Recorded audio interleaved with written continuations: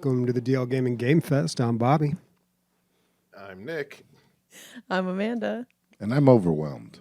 Overwhelmed with games, guys. And this is a good thing. There is a lot going on. There is the PC Gamer show happened. The Not E3 2022 happened. Next Game Fest, Summer Game Fest, IGN Game Fest, and Game Pass Game Fest. Game Pass Game Fest, and they're all intermingled. There's a little bit of each one. It's Game Infest, I think. Yeah, Infest. That's what it is. Wasn't it nice when they just called it E3 and we could just put everything under that umbrella? Yeah, Right. I mean, that was nice, but also... And everybody could meet up in Vegas and give each other diseases just from around the world, bringing all sorts of colds and fevers together. It was Yeah. it was always LA, wasn't it? Always. Was E3? I thought it was San Diego. I'm thinking of CES then. CES is in Vegas. Yes, yeah. Yes, yes. Okay. Yeah, LA. E3 I believe was LA. Well, who knows, man? The pandemic changed everything. So maybe it'll just be a new venue. It's all going to be viral Yep. diseases. Yeah. It's weird that we're all trading diseases and they're all trying to go viral. You know, every game is trying to go viral. And it all got shut down because we did go viral, Yeah. unfortunately. Mm-hmm. Collectively. Anyway, let's talk about some games, huh? There's a lot to talk about. That's right. Yeah, there was quite a bit announced. Announced for the first time, but also some big updates regarding some games we already knew about. So the big one was the Summer Game Fest. I think that was a show on June 9th, hosted by Jeff Kiley, and they were announcing quite a few games there. Some big ones being, let's start with Callisto Protocol. So that was one that kind of got me excited. Big Dead Space fan. Loved those games. Not so much the third one. That's a long story. But this is by the developers who we all remember how Visceral, back in the day when EA was snatching up developers and spitting them out. Right. Well, Visceral got caught up in that. And yeah, so some of the developers started creating their own game, and it's pretty much Dead Space 4 here. They're calling it Callisto Protocol, but it's pretty much Dead Space 4. It's got that same look, that same cinematic look where there's no UI. It's just a character on screen. It looks very, very cinematic, and it's got the the creepy zombie space age stuff. Like it's all there. So Space age stuff. What's in a way, sometimes it's good to get away from a story that you've been telling for 3 iterations. Like they're doing something new, even though it's like the old mechanics. Some of the old mechanics and the look and all that stuff. The good things that happen in those games. They're taking that, but now story wise, they're completely free. You know. Mm-hmm. In the other games, you're like, oh, this is the last chance for humanity. No, this is the last chance for humanity. But this one, you can tell whatever story you want. Yeah. Well, it's tough to market a game sometimes when it's a brand new IP. So they're really leaning heavily into from the guys that brought you Dead Space. And wouldn't you, though? That is. Oh, yeah. I mean, you Yeah. got to. That's how you're going to get your game out there. But When we did movies on the DL, we were like, from the guys who brought you the DLG. yeah. So, yeah, I don't know. The trailer looked very pre-rendered, so I don't know how much faith to put in this game. We'll see if it turns out to be good. I don't know if that has quite it looks like there's dismemberment, too. That was a big part of Dead Space, but I don't know if that's as prominent of a feature. We'll wait and see. Yeah, I was pretty excited when I first saw this, but I'm not going to lie to you guys. After this weekend, when we were first showing this, I was like, wait, which one is this? Because, yeah, I feel like the theme of all of this fest was, do you like Space. Dead Space? Here's Dead Space. There's a lot of stuff in space and a lot of gory violence, too. Like And dark stuff, which Yeah. I'm not You had opposed no to. color palettes, But just dark. yeah, they just look a little similar, but this definitely looks like it would be really fascinating. Yeah, and it's not that hopefully. far off. The game's coming out December 2nd, 2022, this year. A lot of the games that were announced, they were saying 2023 or not even then. So This one does have kind of a closer release date. I did see a game that its release date was when the unicorns allow it. That's what it said. I'll cover that one later. But Days, let's be honest. Neither one of us are going to be playing this game.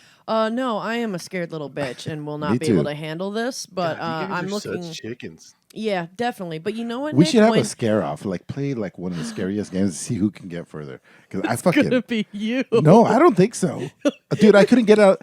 Amnesia. I could not get out of the first like 2 Oh rooms. my god, we are the same. You went to the second room? I went in a Oh, hallway. you beat me then. I went in a hallway and then I went back to the first room because the hallway was Oh, too you much. know what? We should have a scare off then. You're Yeah. right. Yeah. You and I are pretty neck and We neck. should do with that then. at DLG Con. Oh, We'll God. see who can play. Maybe The last two Layers of longest. Fear, that new Oof. remastered version they're coming out with, that was also announced. So they're taking Layers of Fear 1 and 2, putting them together with all the DLC and redoing it all in the Unreal 5 engine. And that's basically the new Layers of Fear game that they announced. I don't know Oh, what Layers yeah. of Fear is. Yeah, they showed that in the Summerfest as well on Thursday. Yeah, the new Layers of Fear. It's a lot of layers of fear. But is it Emilio? a really old game, middle old game? Like It's not that Tiramisu. old. So you know those games. What was the one that I really liked at the prison? The run and hide games. You know what I'm talking about. They were Outlast? all the rage. I'm sorry. What was that? Outlast? Outlast. Outlast, yeah. Yeah. So like Outlast and some of there was some other really popular ones. It's kind of like that, but yeah, they're combining them. Oh God, they have it in They have it in VR. VR. That- That's what I wild. just saw too. Oh, there we go, Emilio. We could even up the ante and really get nowhere in a video game, both of us, by doing it in VR. This is what I'm going to come back on here and I'll be like, yeah, I had my $1,000 VR and pulled my $2,000 or $3,000 computer onto the floor because I was running like an idiot. Right? Yeah, it's not going to work. I Just make can't. sure you record it. Yeah, for sure. We speaking of spoopy games, I forgot to put it on the notes because wasn't Because you didn't do any notes. Is that why? I did do notes, but you took all my notes. Oh, okay, good. No, Resident Evil 4 got announced the remake of it, so that looks pretty cool. You get to play one of the members of NSYNC. What was that original? Was that the one that was the first one that was like in a village? Yes, like you go to I think it's a Spanish village. I can't remember. But, I love Yeah. that one on the Wii. It's the one with the chainsaw, Yeah. like the guys with the bags over their heads with chainsaws and stuff, like that are infamously like super tough. They try to get away from zombies a little bit in that one. It was kind of like crazy villagers, no? Or am I wrong? Yeah, they were all infected. They just didn't have to die to turn into the Okay. infected. Like that's what it was. Yeah, like so they're rabid. remaking everything in the current Resident Evil engine, so the one from 7. And I'm looking forward to it because I played every single Resident Evil remake and the newest Resident Evil, which I never thought I would do, but man, are they pretty and are they fun? So Cool, man. I'm excited. Yeah, that'd be neat. So for me, I think the biggest reveal this week was Starfield because we got some gameplay out of it. There was a 15-minute show and tell. With everybody's favorite Todd Howard. Yeah, Todd Howard got up there. But see, like the last time I listened to Todd Howard, it was Fallout 76. So, you know, not all my chips are in his basket. The Todd Howard basket. Yeah. I mean, before that, then yeah, you know, but you know, after Fallout 76, which is, I guess, a good game now, but at the time, you know. Now, yeah. But anyway, so I'm watching this thing, and I'm like, okay, cool. Skyrim in space is basically what I'm looking at, you know, for the first, I don't know, 20% of it, and then it goes on, and it shows you how you can make your settlements, and you can make, not settlements, but like a base for yourself. And then it goes on, and then it talks about having 1,000 different worlds that you can go to. And then when it got to the place, I don't know why I got so excited, but once it got to like build your own spaceship, I was like, yes, this is awesome. This is so It's not fucking just cool. build your own spaceship either. It's build your own spaceship and recruit your own crew. Yeah. And so apparently And then all the fly. NPCs have different stats and different positions they can occupy. So like you're pretty much putting in a bunch of different games in one. It looks awesome, dude. Yeah. So basically, people that you play during the RPG part of the game, I guess you could just conscript any one of them and like leave your fruit stand, lady. You got better fucking skills over here as a mad gunner. Grow fruit in my ship instead. You're upgrading. Yeah. I felt like it was very like No Man's Sky mixed with Fallout. Like Yeah, the vibes I was getting. Yeah. No Man's Sky. Yeah, that's what everybody's saying. I It's was like like- No Man's Sky 3. I was like, oh, Skyrim. And then I was like, oh, it's No Man's Sky. And then the shipbuilding came on, and I was like, I don't think anybody's done shipbuilding yet. So, Well, what about God? What's the game? Robert Space Industries. Can't think of anything. Star yeah, Citizen. yeah, I don't think you build your own. They're pre-built. No, you buy your 'em. own. You don't really. Well, you can buy 'em, but you customize 'em, you don't customize 'em. build them. Yeah, sure. But this is like the entire hull, the shape, the what it's Everything. used for, everything. Apparently. So anyway, I found that exciting. I want to believe that this is going to be. I want to amazing. believe, yes. I want to believe it, but Yeah. I don't know. Todd Howard, you Todd Howard. you got You sold away. me Skyrim You got for away. my Samsung smart fridge. Damn it. Yeah, like I mean, yeah, this looks amazing and incredible, but everything that they showed us in the past did too, and then it just absolutely shit the bed at launch. So like, we'll see. We'll see. Yeah. Last thing I saw from this game before this was that it's done. We're putting on final touches. So I would say a month or two is what it sounds like. You think that this is coming out in a month or two? I mean, that's what it sounded like. No, it's coming I out in said, 2023. Oh, did it Yeah, say? 2023. Yeah. Oh, yeah. never mind. Yeah, Yeah. they delayed That it. doesn't sound like final touches to me.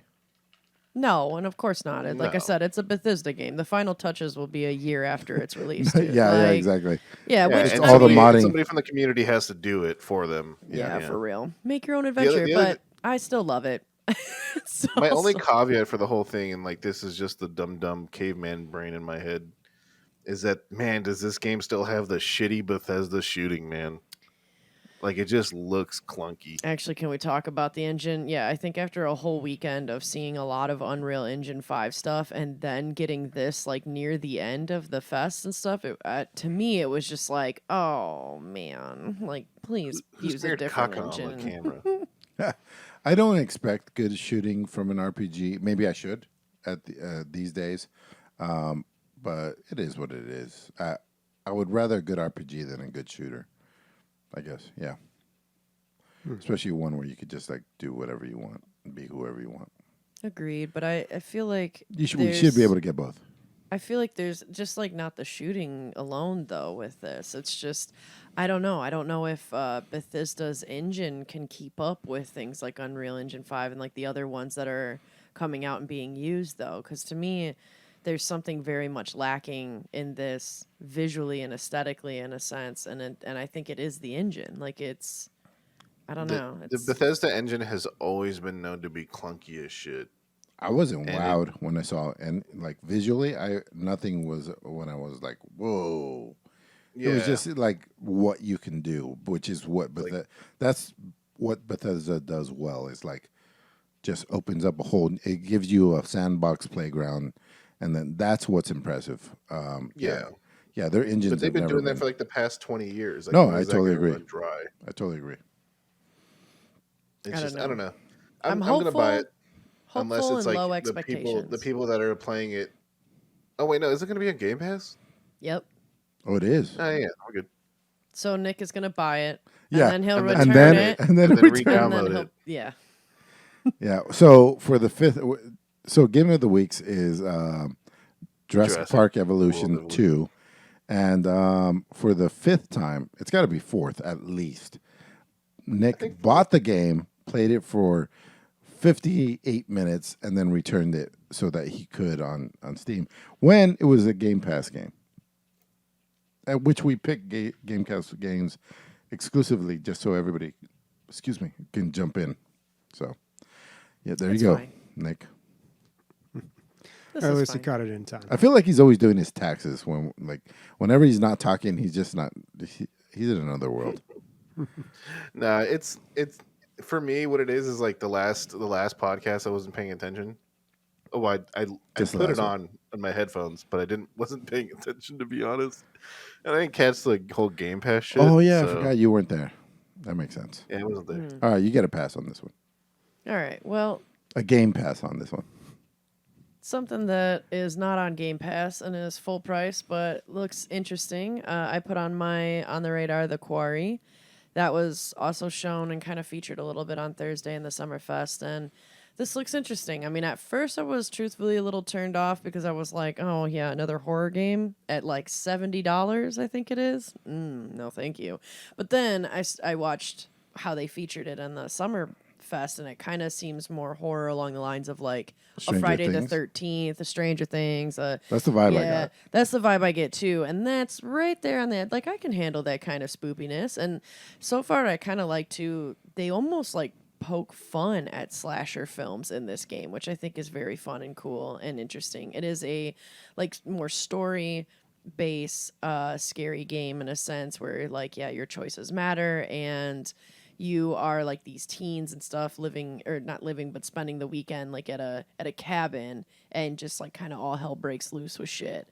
And yeah, it's just the summer camp's over with, and there's crazy shit going on at night, and you're just trying to survive and figure out what's going on. And so it looks interesting. I'm a little intrigued. It's a good name too. I feel like a lot of like teen and just horror films, they all have a quarry in it. A lot of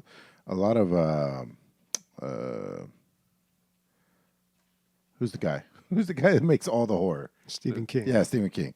There's always a quarry in all of his stories. A Quarry, yeah. Yeah. You know what? I'm surprised. Never been that to Bobby's one. not talking about from Summer Game Fest is System Shock remake. Yeah, I just saw that, dude. It looks very, very good. Bobby, did you play a lot of System Shock? I feel like you did. Yeah, but not at the time. I played No. System Shock 2 much later after it had come out. It kind of after, like during the whole BioShock craze. Yeah, the remake looks really good. Mm-hmm. So I started watching the PC Gamer show, and before there's like this countdown. It's like 45 minutes till the show, and there's some filler material.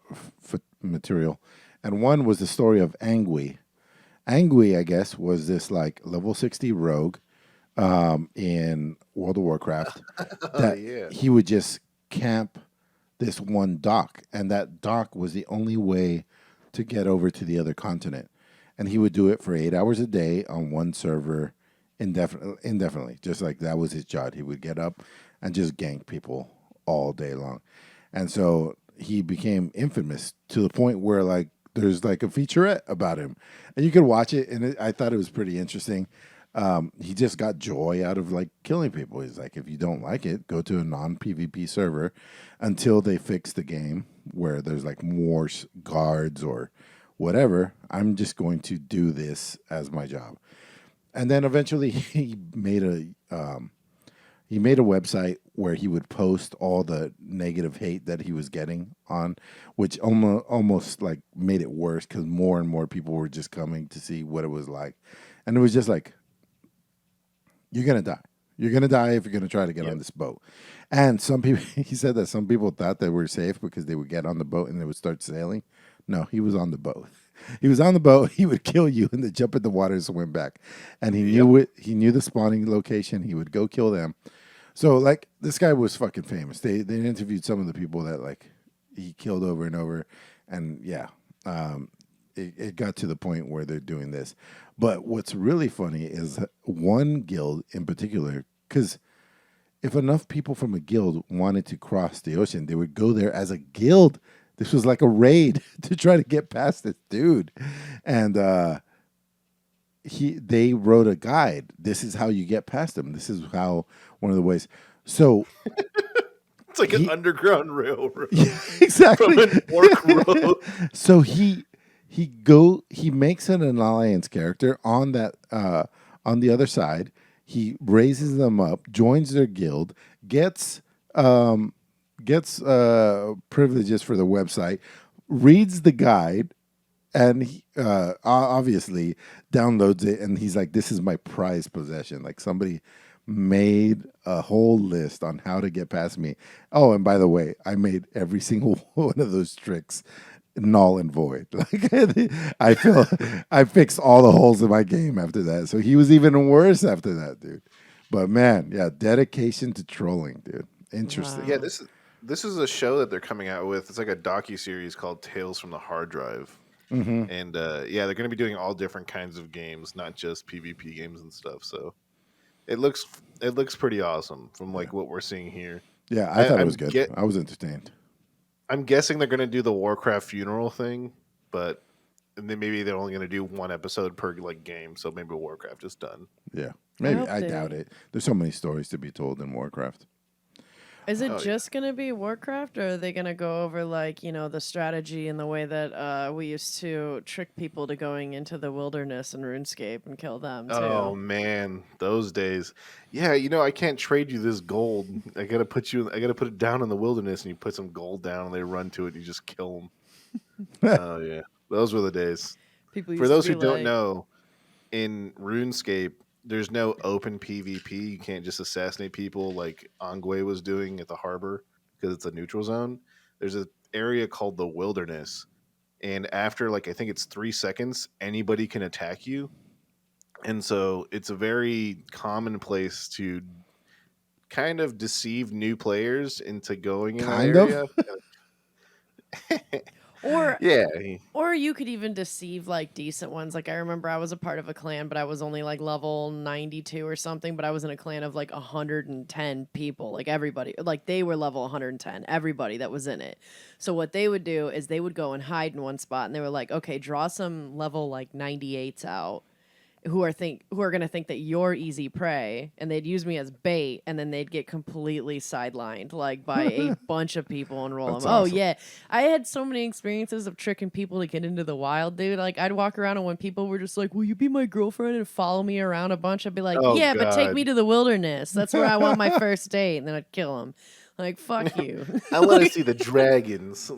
I would be like, I want to see that. I gotta fight the green dragons. I have to. Will you fight them with me? And they'd be like, Yeah, you're my girlfriend now. And I'm like, You didn't even ask, rude, but fine. You're gonna die. Like I care. So we'd Thanks go for out. your rune scimitar, bitch. Yeah, so we'd go out and we'd fight, and I'd wait until the dragon was pretty much dead, and then I'd kill him too, and then I'd take all the shit from the dragon and him. Black Widow. Yeah, fuck that.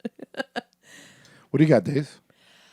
So I am gonna talk a little bit, I think, about we'll go with Elder Scrolls High Isles. So the Elder Scrolls High Isles is the newest expansion pack. They covered it a little bit today in the Xbox and Bethesda showcase. However, I downloaded it. I bought it like last week or something, and this one is taking place in like the Breton land in the High Isles, and so it is. It's showcased on that, and I haven't played like a ton of it realistically. I loaded into it today, and I kind of got started on some of the things. I'm trying to find like a lost ship, and it's kind of giving me more of like focusing on almost like a pirate, not pirates, but like harbor kind of theme of things. And so, I mean, it's beautiful, it's stunning, and a lot of people are saying that this one is as good story-wise as Somerset, which is high praise because Elder Scrolls Online has had a lot of both DLCs and expansion packs. They've got, I think, like 6 or 7 of like big ones out there that have like big chunks of storylines. There's obviously Elsewhere where the Khajiits are, and the whole sand area. There's that storyline. There was Morrowind, obviously, that we had, and then Somerset was like the High Elf one, and that was my absolute favorite. Is So it the fact first that- one? Somerset? No, I think the first one Elsewhere. was Elsewhere. No, Elsewhere was one of the more later ones. I How think many are out right now? Like, I swear this game gets a There's a DLC lot. like every 6 Well, months. dude, Yeah. they don't charge a monthly subscription, so the way they get their money is through DLCs, and as long as they're quality or even like half good, I mean, it's worth it. But I will say, if you did do the subscription, then you actually technically rent all the DLCs and can play all of them. However, that is very different than what we're talking, because what we're talking about right now, this is an expansion. So even if you are a subscriber, you have to pay for this separately because it's a whole nother game with a well fleshed out story, everything like that.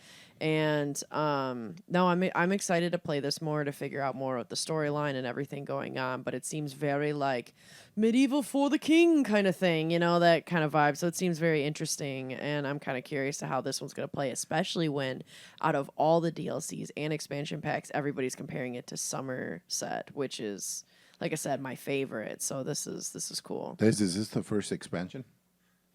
No, the first expansion I think technically was, I want to say, Morrowind.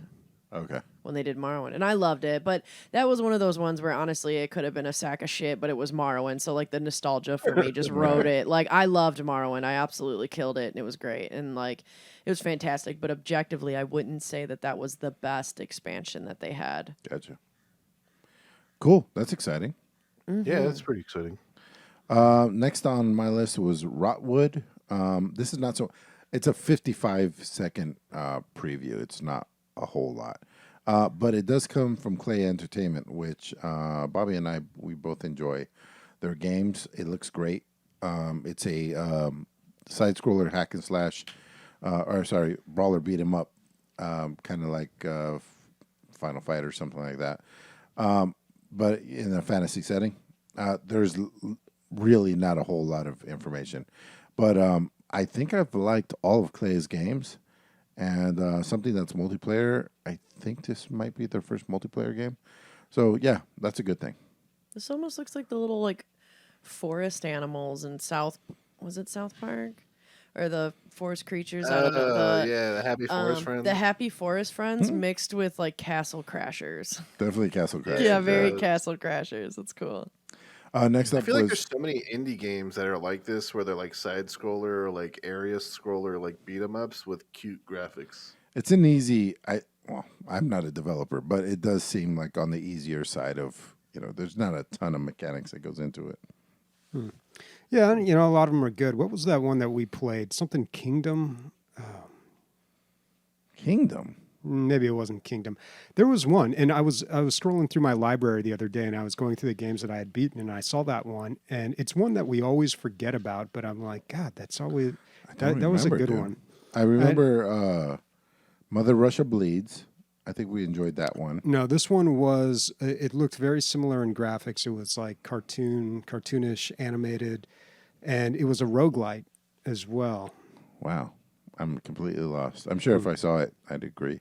Yeah. Tactical Breach Wizards was such a strange mix of genres. So it's a breaching game, where it's like a isometric view of these rooms where bad guys are inside and they have hostages or whatever, and you got to breach in there like a SWAT team. But you have wizards on your side. Wizards and like a rogue and like, RPG stuff. But this is definitely, we're in the gun age here. But yeah, the wizards come up with like, I saw one throw a portal on the wall and like tentacles came out, grabbed one dude. And yeah, it looks good. I like that they mix these genres up. I think it's. I feel it. Go ahead. I feel like this is like so there was a very popular short story on Reddit about how this group of Marines got teleported into like a fantasy world, and there's like wizards and shit, and they're working together to fight evil. I feel like this is just a straight cop out of that. Yeah, I mean, it looks awesome though. It looks fun. Why not? Wizards can travel time. Why wouldn't they get in the gun age? Fuck it. I think it looks good. Yeah, it looks really neat. Yeah. And it looks like there's like a lot of room for some really fun strategy and stuff, and I like that, I don't know, kind of top down. Well, it's not true. Yeah, top down. Like tactic stuff. That's cool. All right. I believe the game I was looking for is Lost Castle. Dude, I don't know what you're talking. Even with the name, I still don't know what you're talking about. Pull it up. I think you'll recognize it because I think you played it before. Yeah, I like you this played game. it before me, and then you recommended it, and I played it, and I might have even played it more than you. Yeah, Lost Castle's good. Yeah, and it is multiplayer too. It is co-op. So it's a brawler beat 'em up, but yeah, with the roguelike mechanics, and every time you die, it's completely different, and you can make your guy better and better and unlock different classes. I remember. Yeah, I had a great time with this game. Yeah, it's a good game. I did want to talk about the tactical turn-based game. So we've got Aliens Descent, which they didn't really show us much, at least in the way of gameplay. It was just a CG trailer. So who knows with that. But the other one, Midnight Suns. Suns. X-Men. Yeah, by And Firaxis. there's even another one after that, but it's a mobile game. It's a Lord of the Rings flavored one. Okay. You bring up another mobile game, and you won't be on the show. No, I'm kidding. But Midnight Sun, so superheroes, I'm not really into it. But when I watched some gameplay, I was actually pretty impressed because it's got cards. So it's kind of like a card battler plus the tactical turn-based. Although the map didn't really seem like it was split up into grids or hexagons or anything like that. I didn't quite understand the movement. It seemed like the characters were just kind of wherever. So I don't know how that really works with the placement of characters. But it does look like it's a little more in depth than your typical tactical turn based, where your character just has action points or something, and it's all about like combining the effects of different characters, and of course it's by Firaxis, the developers of XCOM, so they know what The they're doing. ones. Yeah, Yeah. they are the Oh, yeah. guys when it comes Yep. to this format. But yeah, When I dude, saw Firaxis, I was like, "This is some money right here. Watch." when I saw this advertising stuff, I looked and looked and looked for gameplay. I could not find anything, dude. It's just a bunch of CGI stuff. Like I couldn't. No, there's be- gameplay out there. I found some. but maybe now that game has come out. But this I'm talking about like last week. But yeah, this is a one shot that I've seen, so it looks, yep, like a tactical turn base. But I think it'll be good. There's a 13-minute video covering the gameplay of Midnight Suns. Yeah, I found a really good one on YouTube, and I can't remember who it was by, but he went into depth explaining how the mechanics of the game worked, and I was pleasantly surprised. So You're playing some heavy hitters from Marvel too, like. Oh yeah, the Midnight Suns is a group. Like it's a very famous group, and it involves like a lot of like the magic users and like quote unquote. well, it's even got people Blade close to in there Easel. too, which I thought was funny. Yeah, Yeah. isn't Blade Like, just a guy? Yeah, Oh he's well, half he's a vampire. vampire. No, That's he's a right. vampire. He's half vampire, Half vampire. Yeah. daywalker. Half vampire. But I'll tell you the game that I was most excited about, and it's the one that is probably coming out the latest, Stormgate. So it's an RTS by developers who left Blizzard, and they Tell me It more. looks- Tell it- me more. I'm into it. it looks very Blizzard-like. So it's by this company or by these developers called Frost Giant Studios, and it's ex-Blizzard developers, and it very much looks like they're trying to copy Warcraft 3. Not a whole lot of gameplay out there, although you can sign up for the beta, and the beta is not even coming until 2023. So of course I signed up. Can't wait to check that out. The game's going to be free to play, which I think is a smart move. And they said it's not going to have any transactions, loot boxes, NFTs, like any of that weird stuff. It's just going to be free. There's going to be a single player campaign. There's going to be PvP and co-op. Like it's just, How do they make their money though? I don't know. We'll see. I'm sure they'll Selling find a way copies of to. the game? No, No, the game's the free. game's free. Yeah. Yeah. They're probably gonna have like advertisements, maybe. I don't know. That's I don't know. weird. I'm sure they'll find a way to monetize it. Sell your data. But This giant sword is brought to you by Pepsi Clear. oh my god. But yeah, you don't see a lot of RTS games out there. There was that one by the French company that came out a while ago, and it was good, and I enjoyed it. But there was no way the game was going to thrive. It just didn't build the player base, and it was really unfortunate. And of course, we had that other one that was like the co-op one where you had different dwarves that performed different. Oh yeah, tasks. what happened to that game? Dwarfheim? It just Oh, did not. yeah. It didn't come together. Like they had some amazing concepts that just didn't come together. Damn, that sucks. Yeah, it was really too bad. But it's hard to make an RTS these days. It really is. That's a very old style game. Nobody's really doing it anymore. No one's really playing those. And if they are, they're playing the ones that were already out, StarCraft 2, Warcraft 3. So I don't know. I hope this game does well, and I hope it gets a player base. I hope it's good. But it's going to be a while till we know. They're not waiting for that DL gaming bump. They're not. They're not ready. Nah, they can't handle it. Speaking of Blizzard and some Go- more things, one of the ones that I put on the radar that I saw some more footage of is Diablo 4. I'm pretty excited for this one. It's gonna have like an open world concept, and even though you're like fighting Lilith, you can do couch co-op and cross-play and PvP, and you can do a lot of big groups and things like that. And what I really like about what they're kind of doing with it is that it's open world, and there's going to be a whole bunch of like enemy strongholds and different areas that are taken over on the map by enemies, but you and a group of people or you yourself can clear them out and turn them into a town with traders and things like that there, so you actually have like quite an impact on the world while you're playing. And so I think that's really cool, and they're adding a lot more character customization, which I think is going to be really sweet and awesome to see in Diablo as well. And so I'm actually a little excited for this one. I mean, we'll see kind of how Did they do. announce one of the a new class at all? They're releasing a Necromancer and Druid class. for Okay, both, yeah. So I that's remember the cool. Druid class is quote unquote new, even though it's been in other Diablos. But the Necro. Necromancer's also been in other Diablos as well. But Yeah. it's nice that because like in Diablo 3, it took them like 3 years to add the Necromancer. It took them like they ended up adding two classes, but they were DLC. So Yeah, Yeah, so the it's nice Crusader. that they're just gonna give you them right off the bat. And like I said, I think it's really cool that they're gonna do even couch co-op and online co-op and things like that. I mean, that's exciting. So it feels almost like they are going like an MMO route with Diablo, which I think is kind of fascinating.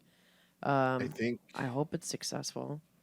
with their current mobile game Yeah. and all that fucking need- hate that shit's getting, We've got to they talk need about that. They need to pull out some big dick moves here because that shit is horrible. So Diablo Immortal came out, and it's free to play. Didn't that come out a long time ago? No, Nah, the it beta came out did. last week. It just came out last week. Oh, so the official game finally came out. Because I was at that BlizzCon when they announced it, and people were so upset. Yeah. Don't you not have phones? Don't you have ones? But it just happened, last week officially. It came out. I downloaded it. I tried to play it like 3 times, and I was stuck on the loading screen like for multiple minutes, like 3-4 minutes, and I'm like, I don't have time for this. Maybe you just need a new phone. I don't think so. No, I don't think so. I don't think my Pixel 2 can run this. So For those who don't know, who haven't read headlines or Reddit posts or anything, to unlock, to be like maximum level in the game, or not maximum level, but like maximum efficiency with like a bunch of legendary runes and stuff, you would either have to play 10 years, 8 hours a day, or 10 years of game time, sorry, or pay upwards of $100,000. Which is like insane, and that's one character. That's one character to max out. That's not multiple. Like people that play Diablo 3 have multiple characters and multiple builds and stuff. I saw But it weird is- stuff too, dude. Like if you buy, You can pay for any kind of boost you can think of. Economical, fucking XP, like so many things that you can just pay to skip. you could pay for an XP boost to your daily login, right? So let's say like your daily logins, whatever gets you whatever. So it really is a mobile game. Yeah, it really is. It is beyond. It is living up to the name. bad. A lot of the games do this. This like, log in multiple days in a row, incrementally it'll Yeah. get better. If you buy a boost to that, but skip one of the days, you lose all the money that you spent on it. That's in the EULA. Like, you're just not going to get it. Sorry, if you didn't do your part, we're not going to do our part, even though you paid your part. Another famous streamer spent $10,000 and live streamed the whole thing and didn't get one legendary item. Jeez. So hopefully at some point somebody's going to listen and D4 won't have any of these shenanigans. Hopefully. Yeah, we'll see. I'm People would flip out. I mean, because it's a mobile game, we kind of expect this because every other mobile game does it. Now, it is Blizzard and we have higher expectations from them. At least we used to. We used to. So I mean, yeah. yeah, that does kind of suck. But if a PC game came out like this with that kind of stuff, we saw that happen in 2017 with Battlefront 2, and look at the reaction that got. Like you can't do that with PC games or even console. So we're at the point where I got to explain who Chad is. Chad is like the third person that we've had on the podcast. He joined us in like the second week or something like that. And he was with us for the first couple of years. And he jumped around the game industry, and now he went with Blizzard. And he went at Blizzard like, 4 or 5 years ago? Maybe. 2017, 2016. Right? I thought it was Right 2017. before Yeah. It was 20. Overwatch? Well, Overwatch was 2016. I think it was shortly after that. Yeah, Okay. and it was a long interview process, I remember. So Yeah. it was like a whole thing. But imagine, dude. Imagine like you're one of us and you get the job at Blizzard, right? And you're like, I haven't talked to him about this. These are my thoughts, not his. It's like, hey, you want a job at the Playboy Mansion? You're like, yeah. And then you get in there, and then the old man dies, and they get sold off to fucking Cosmopolitan. They only cover I don't know, recipes. And you're like, what is going on? Like the mansion's crumbling around you. You're like, I thought I was in heaven. And everything, it's all downhill since you've joined.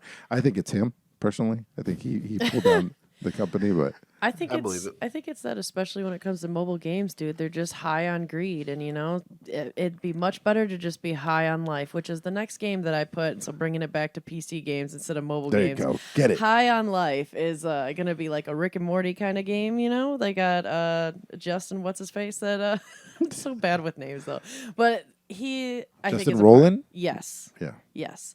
It looks funny. It was put on the Summer Game Fest. Where's your links, girl? I know. Well, yeah, I fucked up. Yeah, I fucked up with the I mean, links. we have like 1,000 games for on the radar. There's this a week. lot of them, and also too, unfortunately, like there just wasn't a lot because I put these down literally while I was watching them, and a lot of these are released without anything on them. So like this one, there's like a little trailer that they released, and it looks funny. I'm not sick of the humor yet, so I thought it was very entertaining. You have different guns, and the guns talk to you, and I thought that was kind of hilarious.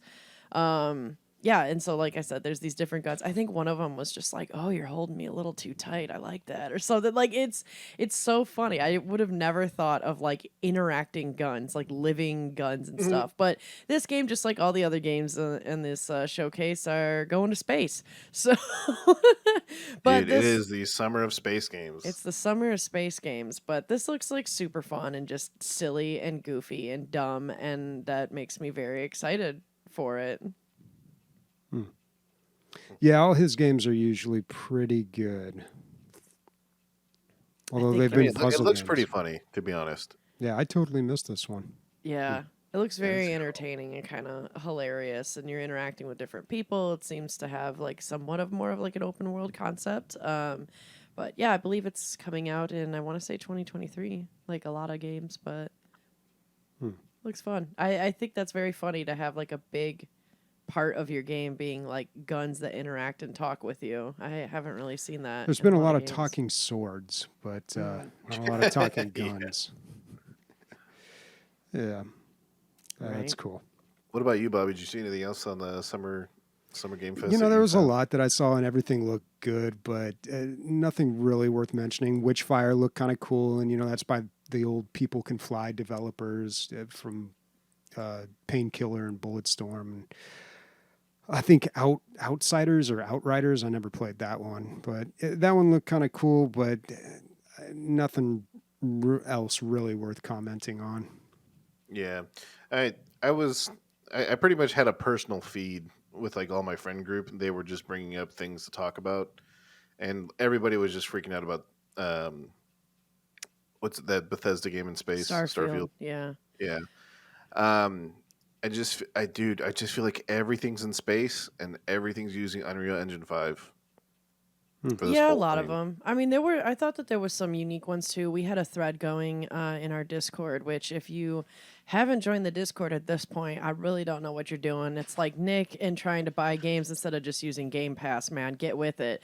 So you can join our Discord. Yeah, I used Game Pass when we played together last night. All right, That's or true. night before last. That's Yeah. true. And we'll get into that, dude. Yeah, but so you can find our Discord on dlgaming.net, and that's how you can find us. But we started a thread, and a whole bunch of us were watching the Fest and the Bethesda and at Microsoft showcase today, and we were talking a lot about a lot of them. One of the ones that I thought was kind of interesting, because I definitely paid attention to the ones that were not space and dark, because they all started to get kind of too much the same to me. But there were it two should've of blended them. together.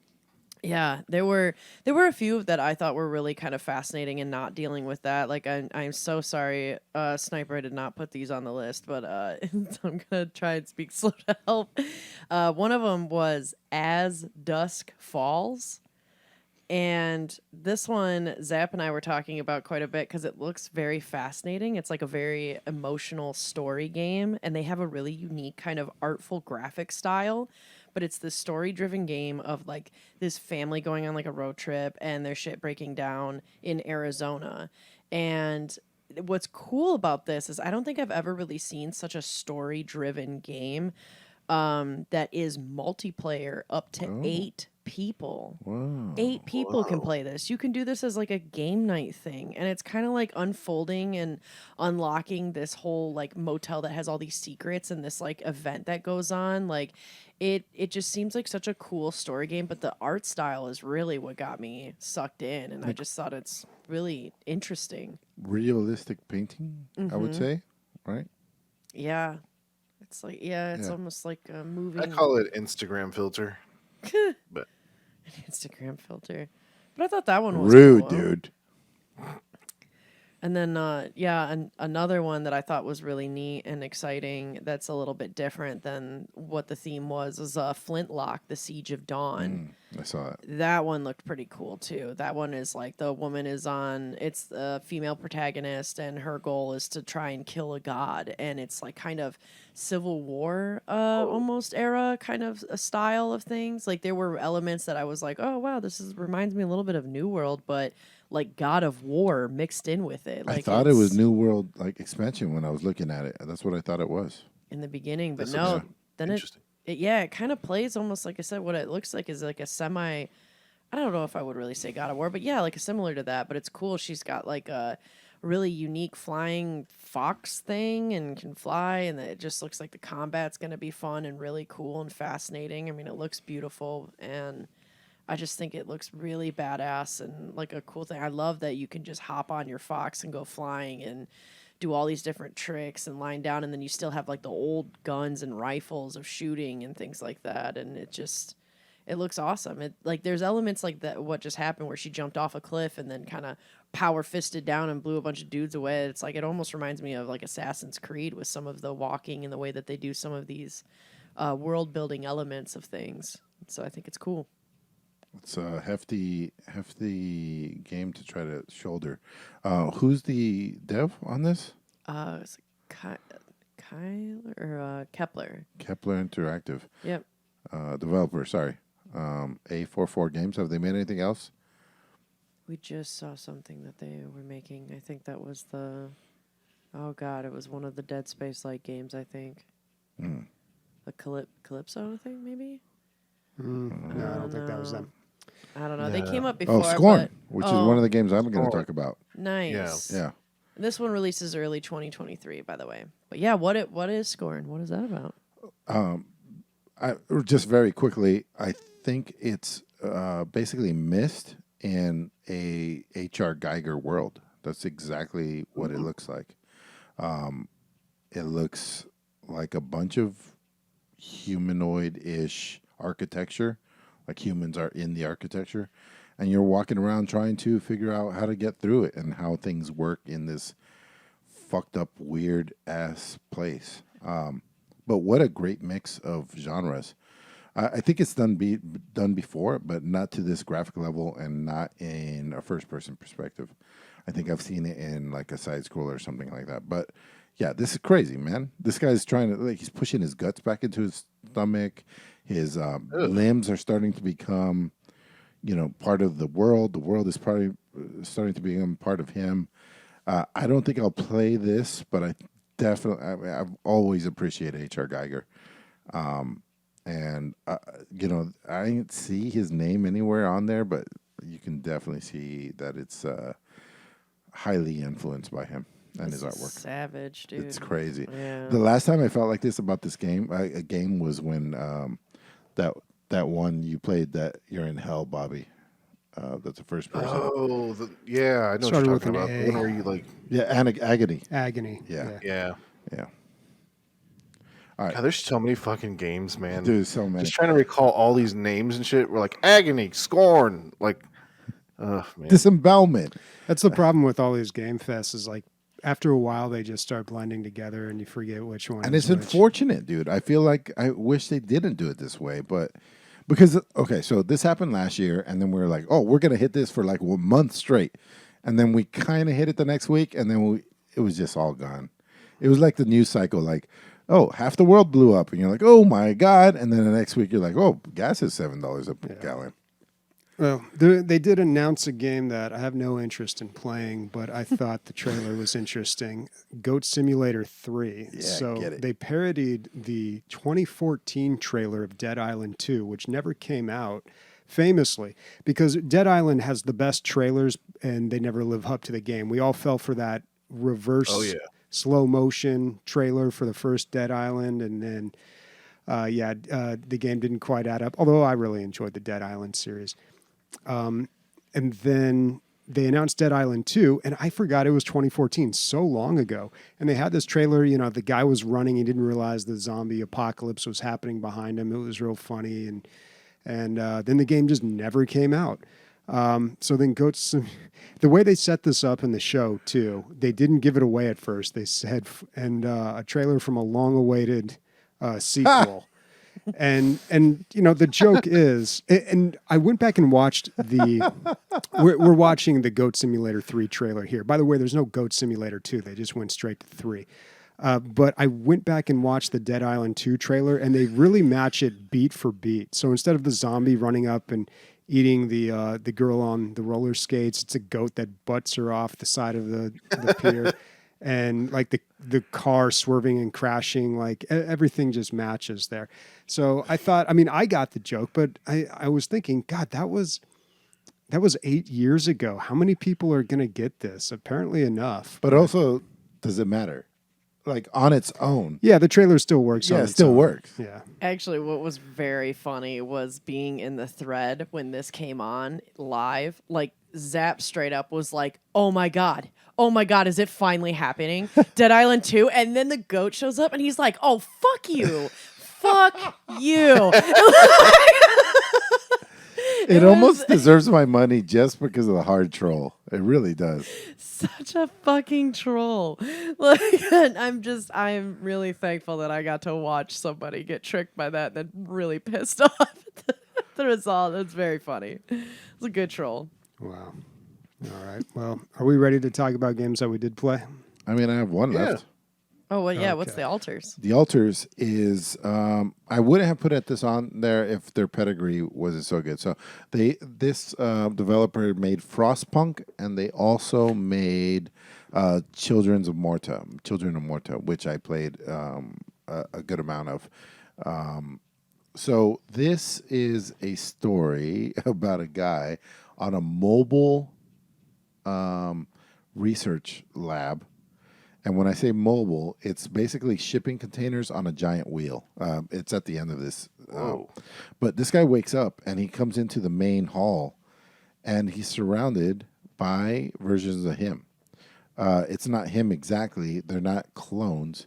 They're him from an alternate dimension. So there's guys that are like a little more techie, or there's a guy that's a little more adventurous, and there's a guy who's whatever, a little more fit. And so he starts to trip out, and he passes out. And anyway, so I think what you get from this is that in this game, from what I heard from the devs, is you kind of create the guys you need to fill the holes of what you need to get off that planet because you're stuck. And so, if you need a botanist, you grow yourself a version of yourself that is into botany, and so on and so on. And so right now you'll see the mobile thing that they're on. It's crazy looking. So it looks like Fallout Shelter inside of this giant wheel that's just going through the world. It's crazy. It's crazy looking. But had I seen this without their pedigree, I wouldn't have cared too much. But, Frostpunk was really good at spinning a tale, and Children of Morta was a roguelike with a family, and you played as a different family members, and I thought it was really unique. And they said as a goal for their development team is talking about the heavy questions in life, like who are you? Who could you have been? That's what they're talking about here. Frostpunks is like, what sacrifices are you willing to make for the greater good? They're trying not to teach, but just make you think about the heavy, exploring deep moral quandaries. Yeah, exactly. Within a medium. So. Within a video game, which is the worst place for that, by the way. No. No, I think it's cool. I think they can do it you can right. do moral stuff in video games, yeah. If you do it right. Like Life is Strange is a good example of that. Bobby hates video games. Yeah. I just don't expect much from them. I'm looking for stupid fun, and let's not try to make it anything more than that. Although when they talked about this game during the presentation, they had Troy Baker, famous voice actor, out there looking like a pirate. And he, when I say pirate, he had like a hoop ear. He had a look going on. He was not dressed like a literal pirate. He just kind of had a very specific look going on that was pirate-ish.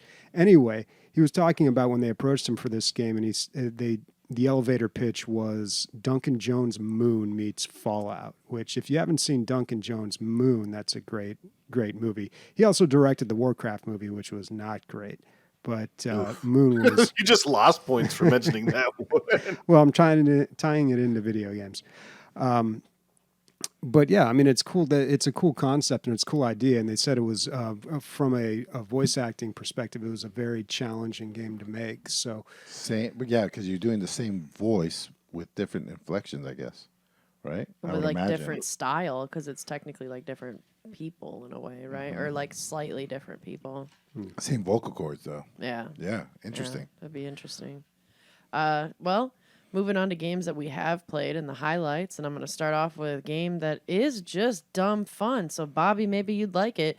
Metal Hellsinger is the game that I played recently. I saw this on Thursday. They showed it in the game showcase or the Summerfest, and I was like, yo, this looks awesome. They had me at Serge Tankian, dude. Like, as soon as they had him and they played a bunch of other like awesome metal, like I know that the chick from Evanescence is on here as well. This is a rhythm boomer shooter. I know you don't really like rhythm games, Bobby, but this isn't that bad, I think, with the rhythm thing. Essentially, if you are on the beat and it's just a 4 count, so like what I found was easy is if I just tap my foot to the music, it made it a lot easier to hit these creatures on beat, and it just gives you massive power, like combat damage bonuses. Combo the bonus. Yeah, and they stack. So you are like this female you demon. played the demo of it? I played the demo, okay. yeah. Because I think, Emilio, you played the demo of this as well, right? No, we're talking about 2 different games. The one you're thinking about, Bobby, is called BPM. And it came out like 3 years ago. Yeah. Exact same concept. Really except for good. this is way better graphics. Way better. The other one was a pixel game. Yeah. Yeah, this is beautiful graphics. It is very beautiful. It ran so smooth in the demo. It's coming out this year, if I remember correctly. I thought it was something more like, I was going to say this September. So 15th of September is when this comes out. The demo is out. It's amazing. What I thought was really fucking cool about this game was that as you start increasing your score and as you start comboing on the rhythm, they actually add elements to the song. So like when you first start, it's kind of like the bass and the drum. And then as you're killing and doing better, they start adding in the guitar riffs of a song. And these are like actual songs that they're playing. Like you could probably play Toxicity from System of a Down as one of the levels, but they have split the parts of the song based on how well you're doing. So if you're really fucking killing it, the whole song's playing. They add in the vocals last. and it is Sick. just good. That's This game pretty is cool, man. fucking good. Yeah, this game is cool. I'm super excited for it. You pick up and you change different weapons and you can rotate through them. There's like different bosses. Everything kind of moves fluidly. Like this is a solid game. Like I said, for them, yeah. Yeah, I'm guessing also Days. The Yeah. the beats are coming in from the sides on your cursor, right? Yep. That's what's going on. That's what That's that what's is. going on. Yeah. And so, like I said, it made the world of a difference when I just started tapping my foot to the beat, and it became a lot easier to hit it on because it is a little awkward. And like one of the things I didn't necessarily like in the beginning, and it's just the tutorial, is that they would pause the game to like teach you something. But with a game like this, it will really fuck up your rhythm, and then it's like then you're kind of off, and then you get hit. But it's just like I said, it's the very beginning, like the tutorial. That's the only thing. So do keep that in mind because I was just kind of like, man, dude, like I can't be on the rhythm if you keep fucking pausing right when I'm about to hit. But like I said, that goes away real quick. So it's not a big negative. But this game, it looks beautiful. It's great. And then when you die, if your score is high enough, you actually resurrect off of your score points, which is kind of neat. So in theory, if you're doing really well, anytime you die, you'd be able to resurrect yourself. It's and really continue on. encouraging you to be on beat. Yes, Yeah. it is definitely Doubly. encouraging you to be on beat. You do more Which- damage and you can respawn with less penalty. Exactly. Yeah. But I mean, you do get to a point, and I got to a point where you're just fucking jamming. Like you're killing and you're with the beat. Like, and Yeah. it syncs. And when it syncs like that, wow, like they did a great job with that. Nick, are you downloading this demo? It looks like you're doing something. Yeah, no, I'm looking at this demo right now. The other thing is that I just got a notification that Half-Life Alyx has a sponsored mod that was just shown at the PC gaming show. Oh yeah, Leviathan. Yeah, I thought it was levitation. Oh, I might be wrong. It might be levitation. Yeah, Yeah. it's like a sponsored mod that got its own trailer and everything. So yeah, I didn't even know about that until now. Just in time for my VR, which might be outside right now. So I was supposed to get it last night, and then they got delayed for fucking FedEx sometime today. And then it said, make an account to get more detailed thing about your delivery. So I was like, oh yeah. So I made an account. I fucking went in there. Guess what the extra information was? Who it came from. Now I know that Valve sent it. You motherfuckers. wow. You motherfuckers. Anyway. But Well- this And it's FedEx, which I think require a signature. So I hope somebody signs for sign it. for it. Yeah. You just see Mila. I want to go She's check like, it right "Hey." now. We might be able to do an unboxing right now, live. Wow. boy. An unboxing on a podcast? Shut up, Bobby. I'm unflapping this Someone gonna flap. narrate. Now there's a device under it. God damn it, Bobby. God damn it, Bobby. Ugh. Okay. So that was Metal Hellsinger. Demo's out. Game is coming out the 15th of September this year. That's Bobby, so- was Floppy Nights everything that you expected it to be? It was all right. boy. It actually was because I wasn't expecting a whole lot. So it's a small game. It's kind of indie, and it's not a huge game. We had tossed around the idea of doing this as games of the week, and I had a feeling it wasn't going to be big enough for that. Not really enough discussion around the game, and I was kind of right. So it is a card battler, and the whole story is kind of like Pokemon, except you plug in a floppy drive to your ARM computer and it projects like this little monster that you send out to do your fighting. So it's got this grid map. This is what's kind of unique about it. It is a card battler game, but it's got a grid map, and you have to play cards to move, to attack, to upgrade your characters, to do whatever. You've got this main hero character, but then you can spawn these other types of characters. And there's different classes, like there's plant guys, and then there's these red guys that are just like really aggressive but take lots of damage. It's a little more on the simple side. You're not going to find like a whole lot of depth in this, but it is really enjoyable. I had a good time. I probably made it about halfway through this game. There's like different areas you can go and you can unlock different things. It's an enjoyable game, and it's free on Game Pass right now, so you can play it off there. How much is it going for on Steam? $20? Okay. Yeah. Making a mental note, it is on Game Pass. on Game Pass. Yeah, the complexity. It doesn't have any complexity really in the cards. It's a lot of these card battler games like Monster Train or Slay the Spire. They've got all these different things that can happen like in the cards themselves. This, it's not nearly like that. The deck building and everything, it's just not quite there. Although maybe when I get later in the game, like it'll become a little more interesting, but it didn't seem like it. You gonna keep going, Bobby? Possibly. I mean, we'll see. I do kind of want to see more of the other maps, and they do have like a challenge mode where you can play. They give you a specific like rule set that you have to play within. Like you can only use these characters or these specific cards. But I did kind of like the map feature. Didn't really like how they had the edge panning though. Like you had to move your mouse into an area of the screen and then hit arrows on the keyboard to move the map up and down. That was kind of annoying. And there is a lot of dialogue in this. Not voice work, just text. But you can skip it because I don't like stories. Yeah. Go fuck yourself, story.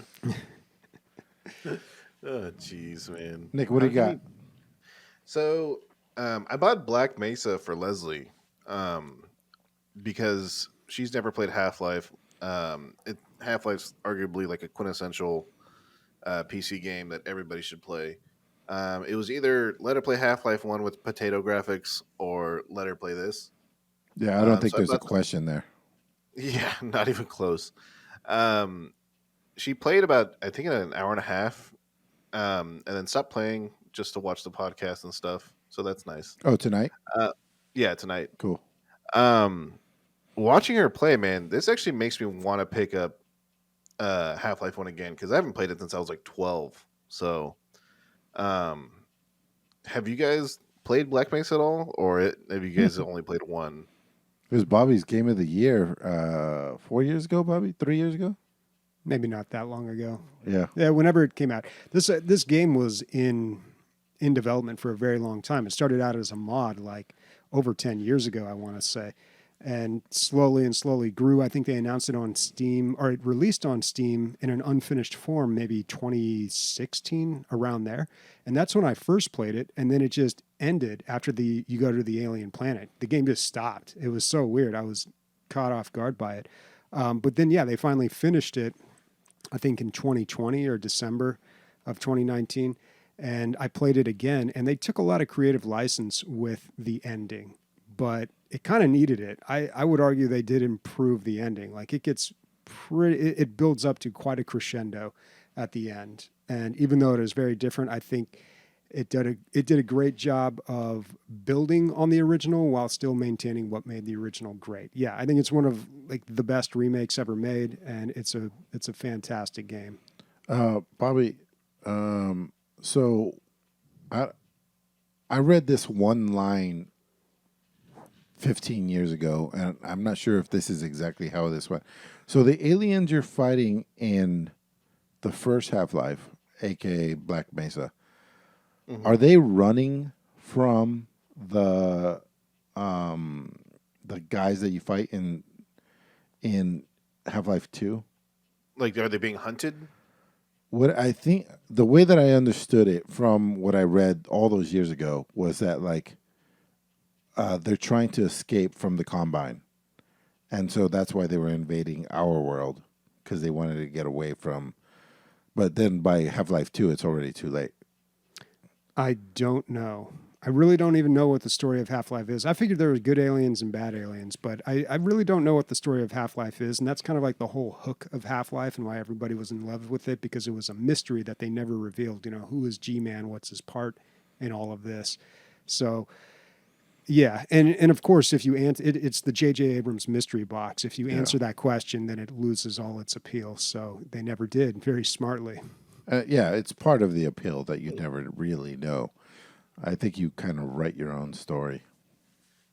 But I read that line and I fell in love. I was like, oh, they're trying to get away from these guys. And then I played Half-Life 2. Speaking of Half-Life 2, which is kind of a good game, I've heard. yeah. And Do you know if they made a remake of Half-Life 2 at all, or like improve the graphics? Well, Recycle just posted that Half-Life 2 has a VR mod with controller Ooh. support coming out. That's looking good. But it's supposed to be coming out in the future with that. So yeah, I don't know, that'd be cool. Recycled is like our VR correspondent, live from the virtual, the virtual place. We're in the real place, but he's in the virtual place. Who's next?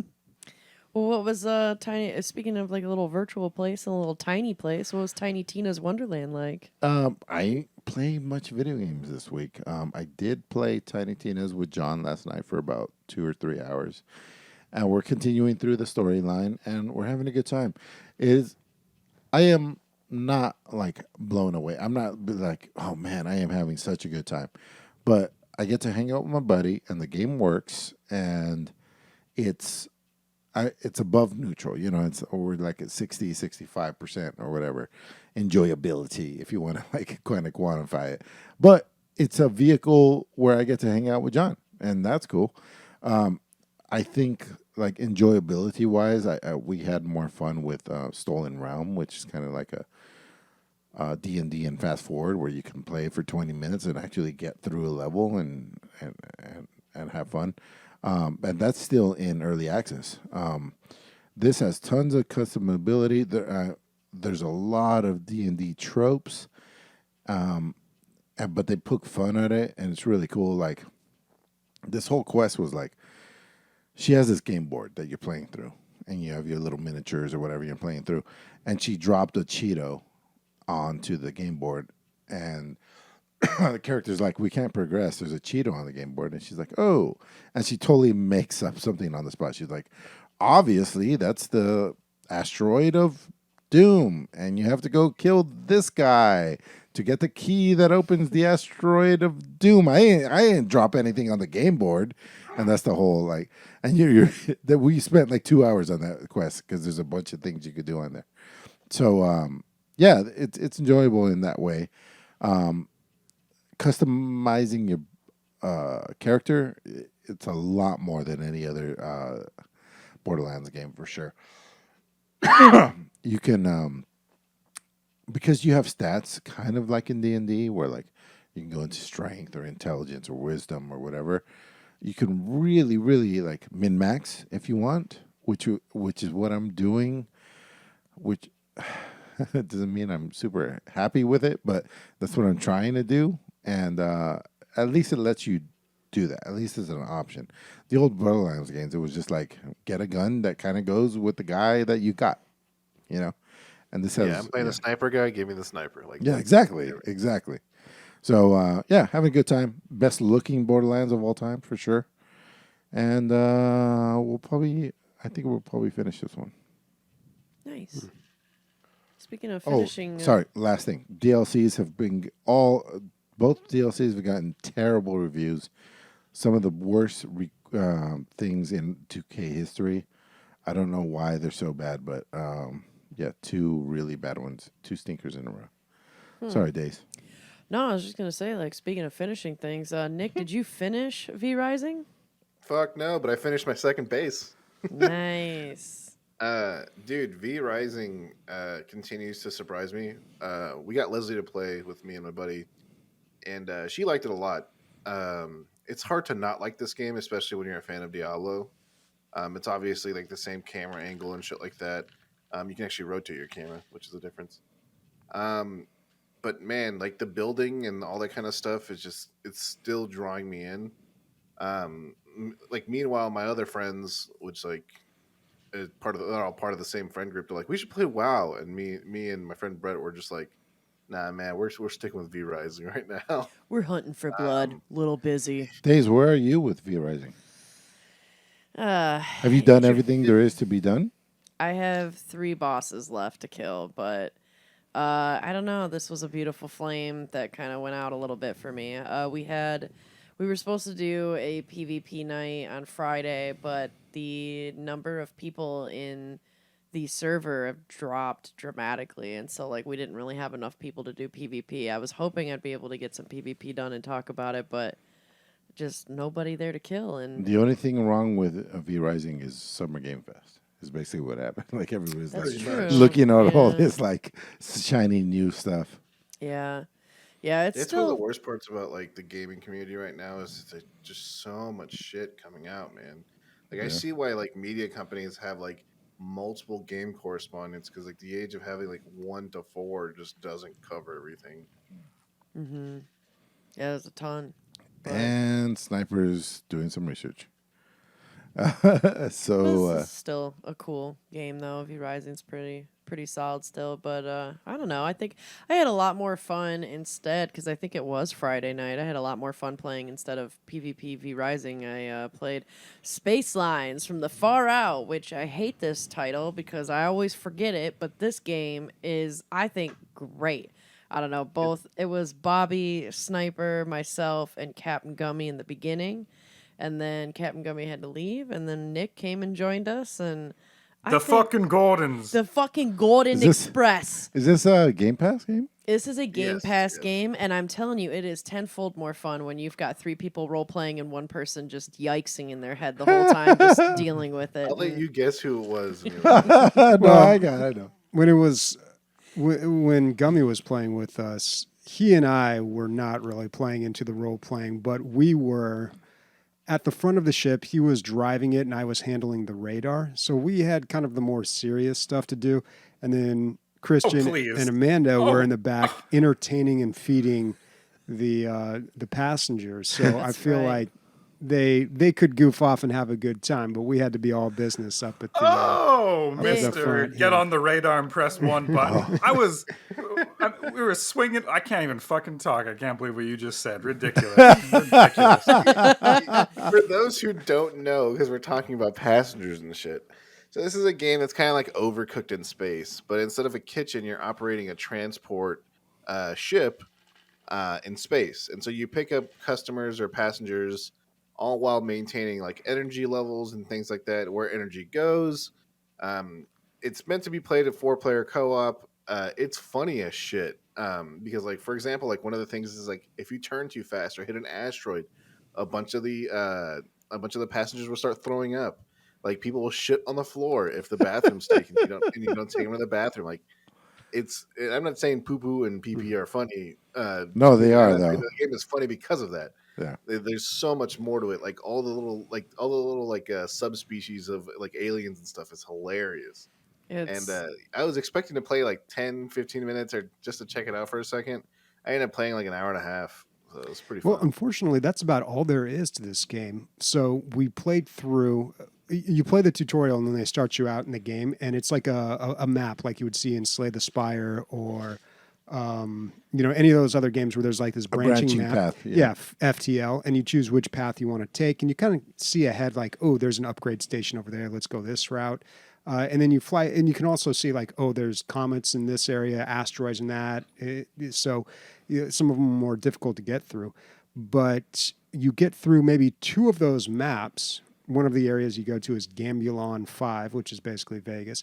So you get there, and then like you play another level, and then that's it. The game was just over, and I was like, wow, is this like a beta or something? Are they No, the game. difficulty levels? No, and that's the thing. So the money that you make, you can then take back and you can buy a new ship, and then on your run you can buy upgrades for your ship, and you also unlock like paint jobs and everything, and all sorts of cosmetic stuff.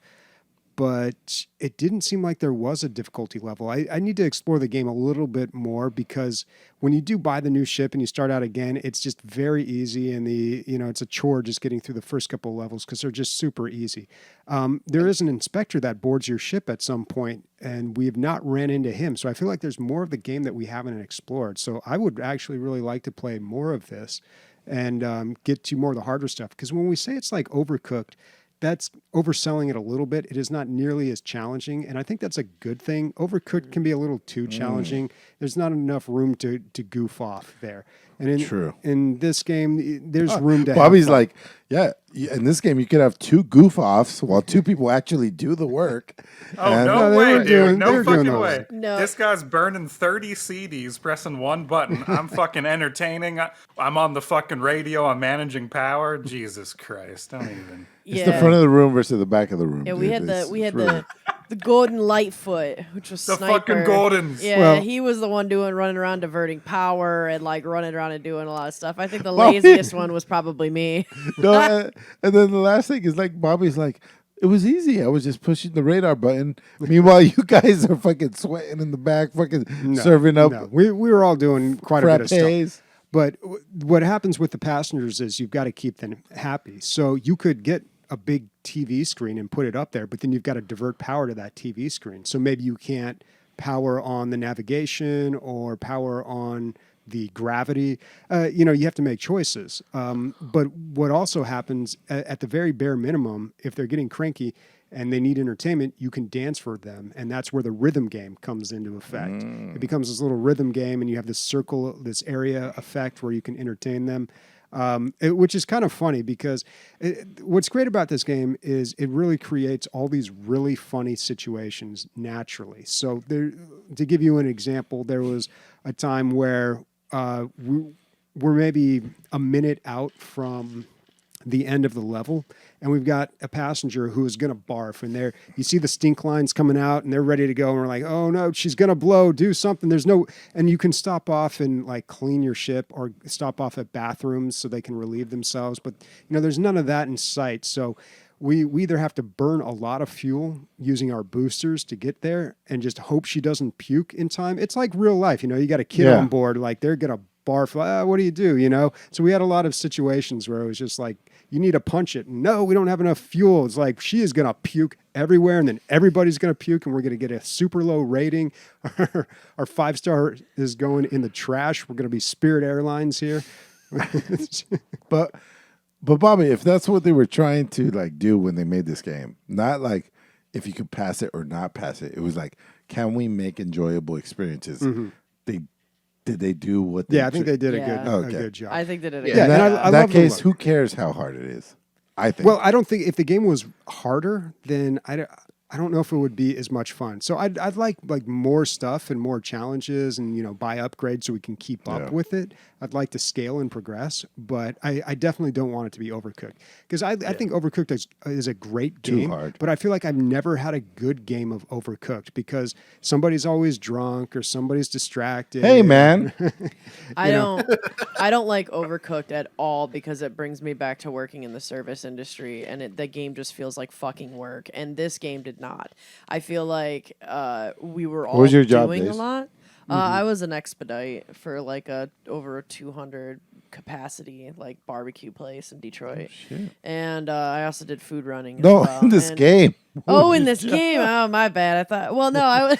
I well, was like, oh, actually, expediting. I was Funny Gordon. enough, I I was was also an fucking expedite. Gordon Ramsay. You were the chef? Fucking yeah. I was like walking around being like, "Hey, you want some fucking sushi?" And Gordon Ramsay doesn't talk like that, but that's how we went with it, dude. I don't know why. We just picked the voice. We and needed to went with record this. It was fucking hilarious. Oh, it was such a good hilarious. film. We were It all was- doing Word in voices. Jersey. Well, what was fun about this game is there's more in Overcooked. You're just put this here or put that there or bring this over here. You're really doing the same thing, but you just have to run around and find like a rhythm with the other people doing it. In this game, you're actually doing different things. You can go to the battery and you can take power out of this and put power over there, or you can go to the radar and you can scan and ping things and find out what's coming up. Or you can pilot the ship and move it around, or you can entertain passengers, which is kind of the Overcooked part where you have to go and grab stuff and bring it to them, or you have to dance for them, which it just seems so funny. Like just an airline, like the passengers are getting cranky. What should we do? Let's dance for them. Like, Yeah. Start breakdancing and shit. It's hilarious. And Or- the whole had game. The cops called on me for playing Overcooked with Rianne. Wow. Sorry, just didn't mean to Wow. just really interrupt there. But I was yelling at her to cut some tomatoes. Sounds like it's a hostage situation. Like domestic abuse. Got the tomatoes. Wow, Yeah. that must have been fun to explain. Yeah. Nope. Sorry, it's just a video game. I got a good cops called on me story.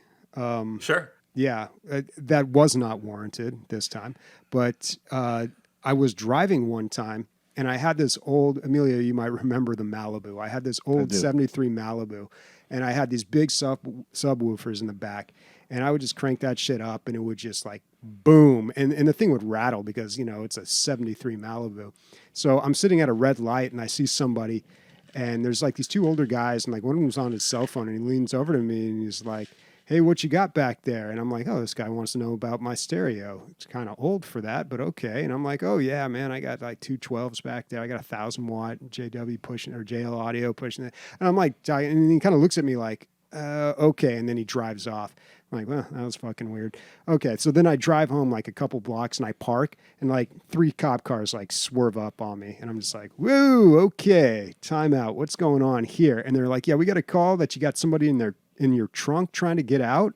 I'm like, oh, this is going to be hilarious, guys. Let me open my trunk. And they're like, no, we'll open the trunk for you.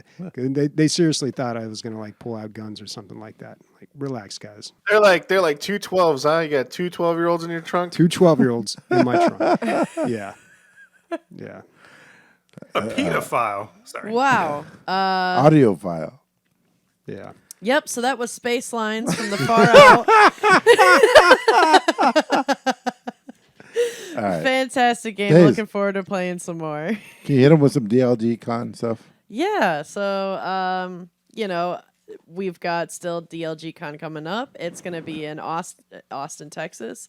That is going to be September 30th to October 4th. We still have that one bed available if you are interested in coming. It's looking more and more like we are going to be having one of our community members, Eatless Beef, be making pizzas for the first night. And then there's going to be some cool places that we're going to, including a beautiful place to drink and walk around and check out some cool shit that's right on the lake.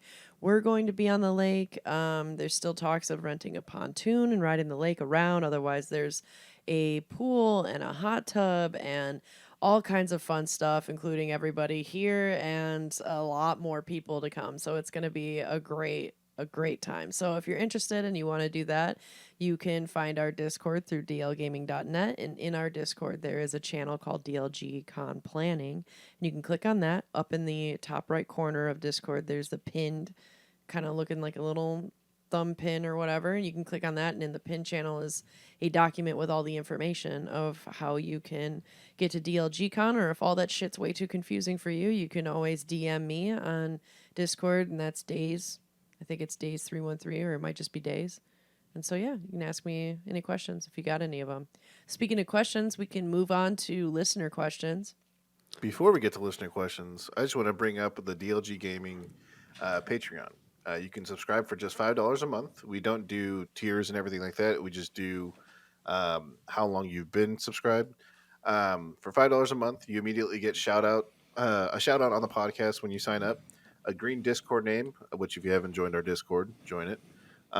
You get access to our Not Safe for Work episodes, which are deleted. So if you want to see those, you definitely can. You get view access to episodes and show notes, promoted to the top live role in Discord if you are streaming. So if you want to get started streaming or anything like that, and you want to stream in Discord, if you are a Patreon, you do get the live role. You also get entered into our high score Hall of Fame, and after 3 months, you get the DLG Shield sticker pack, which are peelable stickers that you can pretty much put on whatever the fuck you want. After 6 months, you get a T-shirt, and after a year, you get to choose any one of the casters to play any game you want for 3 hours at least, and they do have to write or give their review. So yeah. Thanks, Nick. And we're terrible at doing fucking ads, and that's what makes it all authentic. You know what I mean? Like, we're not out here trying to make millions. All the ads at once. Bobby, do you have an ad to put in here? No, I think we've given them enough. They've been advertised to enough. But we do have some listener questions, so let's get to those. First one coming from Lasagna McGillicuddy. What are your thoughts on gray market sites like G2A or key swapping services like r/Steam Game Swap? Do you think people should have more agency in the licenses for their games, such as being able to trade them? And how severe do you think the impact on developers and publishers would be? Funny enough, he's the lead moderator of our Steam Game Swap. And he's just doing a little bit of advertising for us. I've never heard of that, actually. I don't know how that works. Do you send somebody money and they send you a game? Is that how that works? I have no idea. I have no idea. That is a good question. Yeah. I've never even heard of it. But I do know about the gray market. So the gray market, I mean, I know a little bit. Probably knows more. Basically, you buy a game in a country where the game is cheaper, and then you send it over to somebody in a richer country. Right, Bobby? I think he's talking about sites like G2A or Yeah. what CD Keys or Yeah. Kinguin. Penguin. I don't know. Well, they sell CD keys. They don't sell the games. They'll sell like game keys for either Steam or, UPlay or whatever. But where do the CD keys come from? That I Yeah. don't know. So there was a whole debacle a couple years ago, I think, with Devolver or some publisher, and they really They came fought out back. specifically against G2A, I believe, Yeah. and said like all Tiny the build. Oh, Tiny Build, that was it. Yeah. Yeah, and they said this is really hurting our business, and here's why, and they kind of laid it all out, and they had a pretty good case. A lot of the CD keys there were, I can't remember how they had gotten, but it was not through the proper channels. I've even sold games on sites on G2A. Back when I was buying lots and lots of bundles, I sold a lot of keys on G2A. And I mean, you make a little bit of money, and eventually you can like buy something there. I have bought games off of there. In fact, I bought Grand Theft Auto 5 off of G2A, and it got taken away, I want to say about a month or two later, because it was like a stolen CD key. They gave me a refund, which was nice. And there were multiple times where I had to go to their support and get help from them because a game wouldn't activate or I had some sort of problem. And they always eventually helped me, but it was always a real hassle. I do have to say that when them going on to Reddit and doing a AMA, like somebody in a gray market generally doesn't do that. I feel like they thought they were doing the Lord's work or whatever. You know what I mean? Like, Yeah, maybe they wanted to it's- address it head on, but Yeah. yeah, that did not go well for them. No, yeah. I mean, it was always rumored that some of them, like you said, were stolen CD keys and then just sold for immense discounts, or like there would be like review copies and stuff. Because I know people would buy, for example, like Metal Gear Solid, and then get like a special edition that was not allowed in their country and stuff like that. Mhm. I have one story from buying from Kinguin where I bought Death Watch, which is like a 4-player co-op Warhammer game, and I ended up buying 11 copies of it because it was priced at $19.99, but when you actually checked out, it was 79 cents. And Huh. so, yeah, and it was like a $40 game on Steam at the time. So I was like, I'm gonna buy like 11 copies and just give them to everybody I know. Well, that's why you sent us copies. I remember now. Yeah, it was like, and Nope. And we lost Nick. Yep. But for the record, Lasagna was saying that those are just the services that he uses, and Steam Game Swap is just a moderated trading forum. Like, he's not running them or anything like that. Yeah, I knew he wasn't. I was just giving shit. I mean, the concept is a okay. good idea. Like, if you have CD keys, because this happens a lot. What they do when they sell humble bundles or whatever other types of bundles, you end up getting games that you already have in the bundle. It just happens. yeah, And you can try and give them away to friends, but a lot of times they already have the game. So it does feel like there needs to be a way where you can either sell them or trade them. But it sounds like that, and this is always going to happen. Somebody's going to take advantage of the system, and that will hurt developers, which is unfortunate. I mean, if it's a Blizzard game, I wouldn't feel too bad about it. But if it's like Something a like struggling indie developer, then maybe. Yeah, because that's Yeah. where I would be concerned about using those kind of things. Because, the developers and publishers, just like all the other kinds of people that are professional, should get paid for their worth and their work. And but at the same time, I totally get that if you wanted to sell off some extra stuff that you have, or you're able to get your friends a lot more of this game because of that, then I don't know. It's definitely kind of an on the it's a needle to thread, so to say, with the kind of a service, right? But I don't know. Ultimately, I guess I would not be the biggest fan of using it myself personally, just because I'd rather the developers and publishers get the money that they're owed. Yeah, I agree. yeah. Um, One time Days. oh, Go ahead. I said the one time I actually promote people to use those is for like DLC bundle, like DLC. And like my number one example for that, and I've had like 5 or 6 people do it, is the Total War Warhammer. It's like with all the DLCs and everything, it's like $300. But if you can go to Kingwin and buy them all for like $76, like why wouldn't you? Like you don't have to wait for the one time a year it's on sale. Mm. So, and it's not they're not an indie developer. Like from yeah, that's the one They time I ever like actively told people to use it. and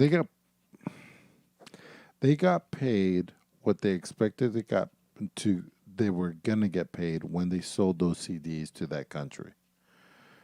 Do you know what I mean? Like, okay, if they had 100 CDs and they sent it to a country and they expected X amount of revenue, Well, I don't know if the CD keys work like that No, I think because so. they I have think, to be ROW copies, rest of world, so they work Yeah. like anywhere on the globe. So oh, that's how it used to be. Yeah. I don't know anymore. It's remember so seeing a hard to talk about anything while he's making. drawing Mario. Oh, I thought it was Joseph Stalin. What? Yeah, the same person, you know. Both Yeah. genocidal maniacs. Yeah. One kills Wow. turtles, the other person kills, Russians. All right, Yeah. well, moving along. Question from Neil Sprung. What are some of your all-time favorite, most ridiculous usernames of random players that you've encountered in a multiplayer game? He said that recently he had his whole squad wiped out by a gentleman named Obama's Poop Water in Blood Hunt, which is great. Early on, this is Counter Strike. As soon as they made you start using Steam, you had to get the newest update from Steam. I think it was I don't remember the version, but that was the big one, and Steam was not good at the time. But anyway, way back then when I was playing in my attic, there was a guy his name was Only Black Guy on the Internet.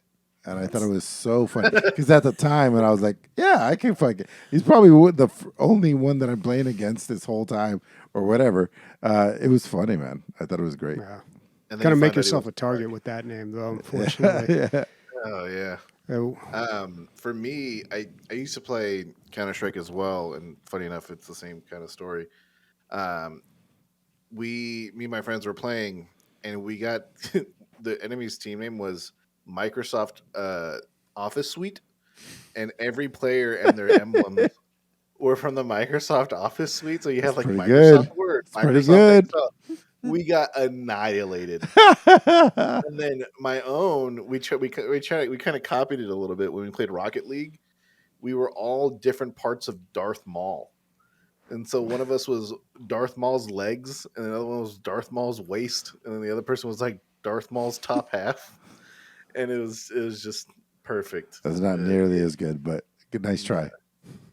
I have a wee bit of a story if you guys would like to hear it. What's up with that voice, dude? It makes Yeah. me want. know, I you don't sound want to like hear you're- anything. Oh, yes, sir. Please. Yeah. Enlighten yeah, us. Candy from your van. Thank you. When I was playing a lot of Insurgency, there was a guy. I don't know how to do this, but his username was just a telephone, like an icon of a telephone. Have you? Oh. And all he would do in game is beep boop when talking to people, like pressing numbers on a telephone. And sometimes there'd be like a call ringing noise, and someone would pick up on the other end and be like, "Hello, you've reached." And he was like famous in the insurgency community. Whenever we got in a game and we saw telephone, everyone would be like, "Oh my fucking god, it's telephone!" And he would like beep boop beep boop beep. So that stands out. Was he good at the game? It didn't matter. Oh yeah, he was always like top of the scoreboard. Like he was playing all the time. It was crazy. Yeah. Nice. Love to see it. I feel like all the cool usernames I've ran into are just obscure references to things that I recognize. Like when I was playing WoW one time in Battlegrounds, I saw a Horde Hunter, so of course I couldn't communicate with him because I was Alliance, but his pet was named Randy Watson. I'm like, wow, okay. It's a deep cut from what was that movie, Trading Places? No, not Trading Places, Coming to America. Soul Glow, Randy Watson. Yeah, well, he was in the sequel, Yeah. He came in at the very end. Yeah, so I thought that was good.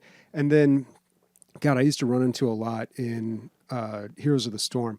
Someone named their account Sam Waterston, and I'm like, why would anybody name their account after character actor Sam Waterston? Like, that's the weirdest thing to me. Like, you'd recognize him if you saw him. He was in, like, the CSI show or whatever. Oh, yeah. Yeah, Yeah. that guy. Yeah. And I'm like, that's your character name? That guy was born old looking. You know what I Yeah. mean? It was so I think weird. you played, dude. I think you were probably playing. I was against playing him. the Sam Waterston. Yeah. Yeah. Yeah. And then Hilarious. Brian Dennehy was there. It was a whole shebang. But I feel like I come up with better names, though. Like I had, so in WoW, you would often make a guild just so you could have extra bank space and share stuff between your characters, right? So my guild was Too Legit, Too Crit. And twos instead of TO. So yeah. that's a nice- And that was great. By the way, People we loved that banged one. our heads over and over on rocks trying to figure out a better name for this podcast, and you didn't come up with that. That would have been fantastic. No, this Too Legit to Crit a D&D podcast. Yeah, the name's got to be out there, but trust me, man, back in 2006, 2007, no one was doing it.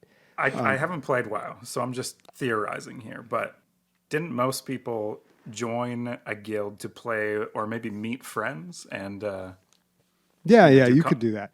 But with, I didn't do much guilding until like later in my WoW career. But if you had a lot of characters, there was no way for you to send stuff to your other characters. I think you could mail it to them, but the mail took like a certain amount of time. So what you would do is you'd create a guild and then you'd put something in the guild bank, log into your other character. He'd walk up to the guild bank and take it out. So it was a really good way of transferring things, gold and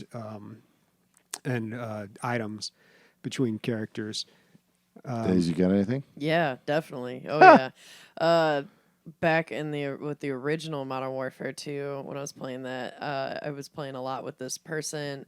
These two guys, they were both from Arizona, and they had, I thought, hilarious names. One was Ragin' Cajun Fetus.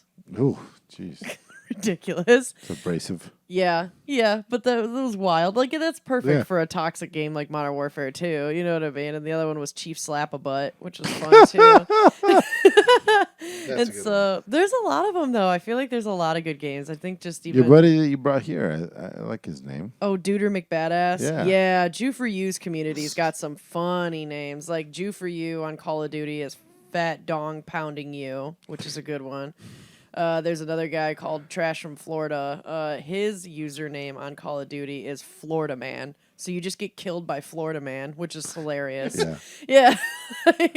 We got some good ones, definitely. You know, I like I might be incorrect in thinking that Bibliochasm on Steam is I Burn Books. Somebody in our community is I Burn Books on Steam, and I think that name is pretty funny too, actually. A little offensive, you know, because I'm a reader and I like to read, but I Burn Books is a pretty funny thing to have on a video game like name. It's inflammatory. Yeah. See what I did? Ooh, there we go. Words. Words.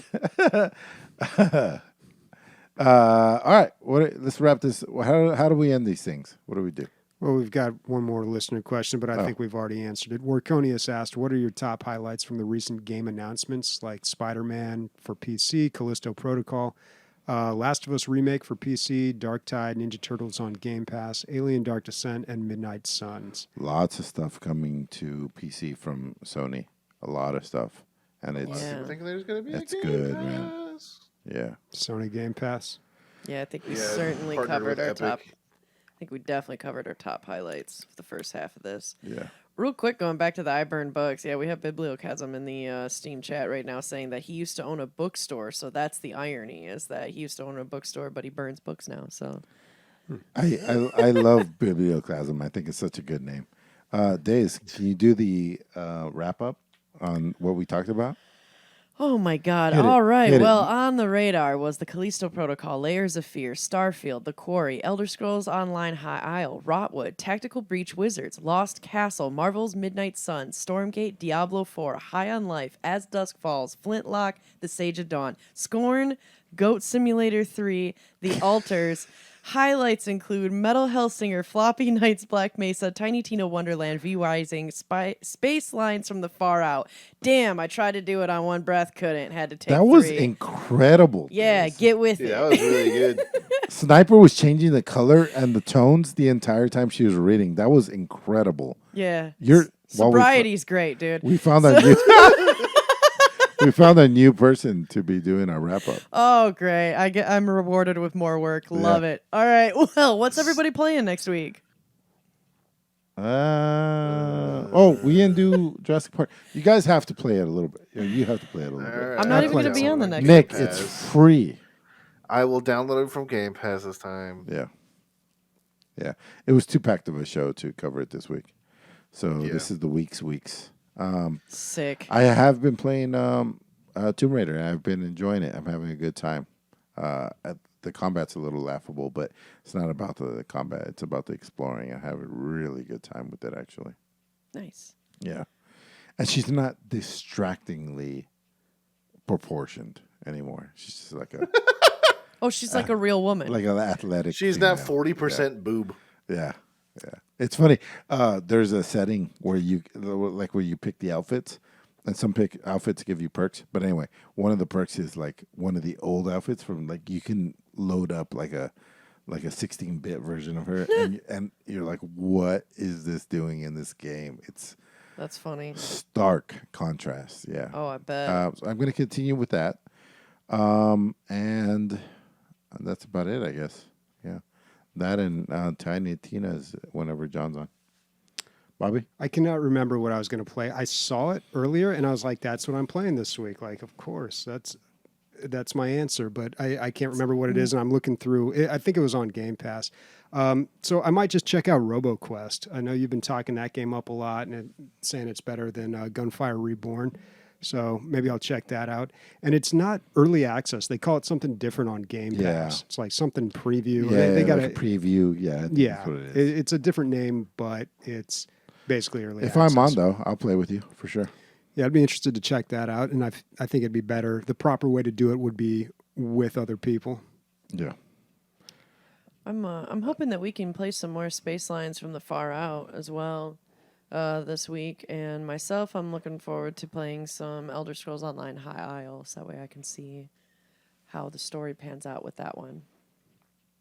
Nice. I'll be playing Chivalry 2. Yeah, dude. Horses and horses. cross-platform. Oh, yeah. Oh yeah. All right. Chris, are you gonna play video games this week? No, he's playing Nope. your mother. Going to Edmonton. Going to Edmonton again. Mom's birthday. Are there not video games in Edmonton? You son of a bitch. All right. Speaking for Chris's mother, Nick, Bobby, Amanda, and myself, Summer Fest tits. Yeah. Nice.